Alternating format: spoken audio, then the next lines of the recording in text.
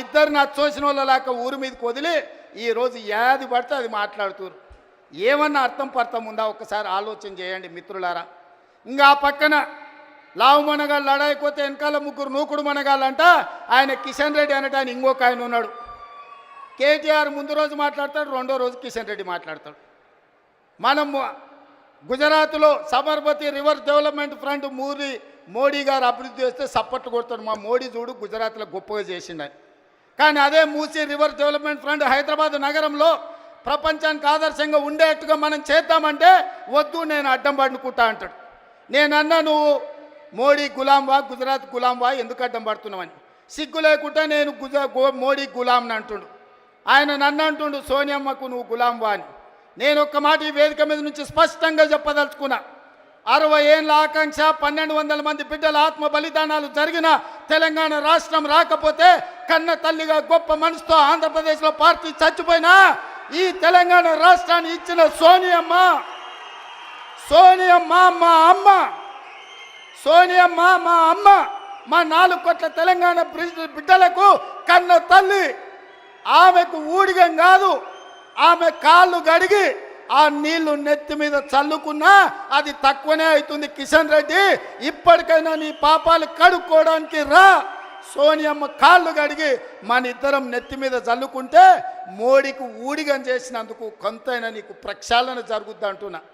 పార్లమెంటులో నిటారుగా నిలబడి ఈ దేశ ప్రధానమంత్రి నరేంద్ర మోడీ తెలంగాణ రాష్ట్రాన్ని సోనియమ్మ పార్లమెంటు తలుపులు బంద్ చేసి దుర్మార్గమైన పని చేసి తల్లిని చంపి పిల్లని బతికించింది. తెలంగాణ రాష్ట్ర ఏర్పాటునే అపహాస్యం చేసిన నరేంద్ర మోడీ తెలంగాణ ద్రోహి.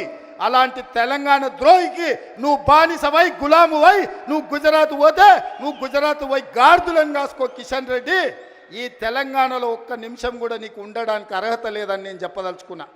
ఇన్ని రోజులు నువ్వు అంటే గౌరవ మర్యాద ఉండే, అందుకే మాట్లాడేటప్పుడు ఆచితూచి మాట్లాడేటోని కిషన్ రెడ్డి గురించి. కానీ కిషన్ రెడ్డి మీద ఉన్న గౌరవం నాకు 100% పోయింది. తెలంగాణ రాష్ట్ర ఏర్పాటునే వ్యతిరేకించి తెలంగాణ రాష్ట్ర పౌరుషాన్ని అవమానించిన నరేంద్ర మోడీకి నువ్వు గులాంగా మారినవంటే నువ్వు తెలంగాణ బతకడానికి అర్హత కోల్పోయినావు. కిషన్ రెడ్డి, తట్టపెట్ట సర్దుకొని నడువు గుజరాత్కు, నువ్వు ఆన్ని పోయి గులాంగిరి చేసుకో. నేను మళ్ళొక్కసారి చెప్పదలుచుకున్నా, సోనియమ్మ కనికరం వల్ల, సోనియమ్మ త్యాగం వల్ల 60 సంవత్సరాల మా తెలంగాణ రాష్ట్ర స్వప్నం నిజమైంది. ఇవాళ సోనియమ్మకి ఎంత చేసినా తక్కువే. ఆ సోనియమ్మ కాళ్ళు గడిగి నెత్తి మీద చల్లుకోవడానికి మేమందరం సిద్ధంగా ఉన్నాం. ఇది అవమానంగా కాదు, ఆత్మ గౌరవంగా మేము భావిస్తున్నాం. కిషన్ రెడ్డి, ఆ తల్లే లేకపోతే ఈ తెలంగాణ రాష్ట్రమే లేదు. ఈ తెలంగాణ రాష్ట్రంలో ఆత్మ గౌరవంతో ఇంత వేలాది మంది మనం సభ జరుపుకునేటోళ్ళం కాదు. కిషన్ రెడ్డి, ఇప్పటికైనా తెలుసుకో.